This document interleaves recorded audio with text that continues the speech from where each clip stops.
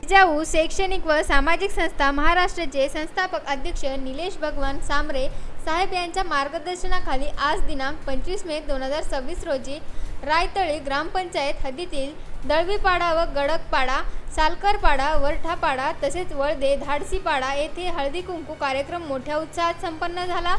या कार्यक्रमात परिसरातील महिला भगिनी मोठ्या संख्येने उपस्थित राहून कार्यक्रमाला उत्स्फूर्त प्रतिसाद दिला। महिलांमध्ये सामाजिक ऐक्य, संवाद व सांस्कृतिक जपण्याच्या उद्देशाने या कार्यक्रमाचे आयोजन करण्यात आले होते। कार्यक्रमासाठी प्रमुख उपस्थिती म्हणून हेमांगीताई पाटील सांबरे मॅडम लाभल्या होत्या।